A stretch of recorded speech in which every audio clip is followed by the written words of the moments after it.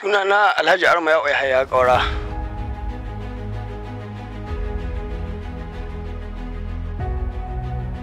To a'udhu billahi minash shaitanir rajim, bismillahir rahmanir rahim. Gaskiya ina mai farin ciki kwarai da gaske na canja zaben da mun kai. Saboda yan adawa sun yi iyayen su murda zabe, Allah ya yi su. Saboda shi yasa duk abin da zaka roƙo ka roƙe shi ga Allah subhanahu wataala, sai Allah ya rika maka ka samu nasara.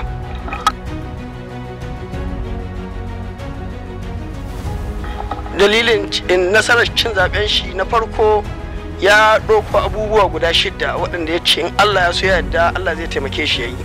Akwai tsaro cikin shi, kuma shi ne ba da ƙarfi a kan shi, kuma ya ce in Allah ya so ya yarda zai kawo tsaro kamar yadda an ka saba, kamar yadda can da jihar Zamfara take lafiya lau. Insha Allah ya yi wannan alƙawari.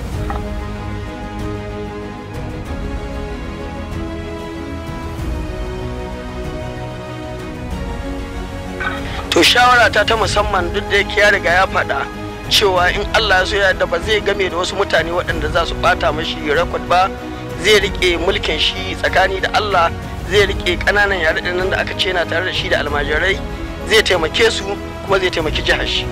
Alhamdulillah.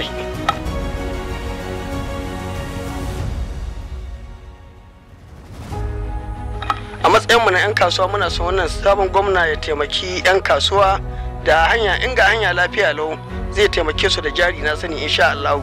Dan yana yi kuma zai ci gaba da yi insha Allah. Tun kamin ya ci gwamna na san yana yi.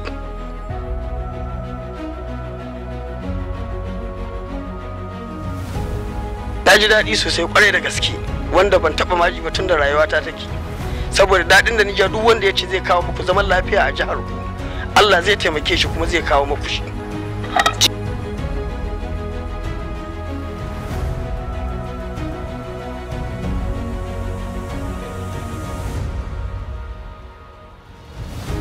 Ai ba su da hankali, tunda ai sun ce ba a bashi, kuma gashi subhanahu wata'ala Allah ya sa an bashi.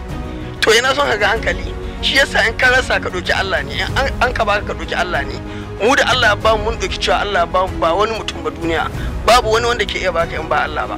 Dan haka mu mun dogara ga cewa Allah ya ba mu mulki, kannan babu wani wanda ke iya kwace shi in ba Allah ba.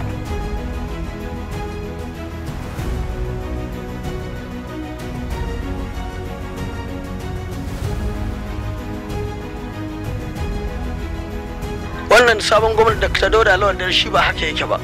Ya san waɗanda na wahala da shi, kannan gwalgwado yana da mutane gehe waɗanda sun san waɗanda na wahala da shi, kannan zai tsaya zai duba zai taimake su tsakanin shi da Allah.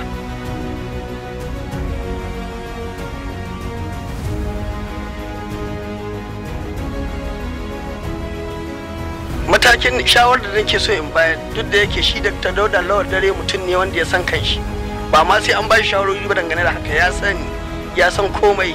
Ni shawarar da nake ƙara bayarwa, kada ya sa wasu mutane ɓata gurbi waɗanda za su ɓata mai rakwat na cewa suna nan suna yi bisa ba yi su kai ba. Duk abin da ya tura a yi ya bi shi, ya gane cewa lalle ana yi. Shawarar da zan ba al'ummar jihar Zamfara su yi haƙuri kuma su ci gaba da addu'a, amma mai girma Dr. Dauda Lawal dare addu'a domin ci gaba, ya samu kwanciyar hankali, ya samu ikon kawo abin da yake so ya kawo a jihar Zamfara. Ina mata fatan alheri.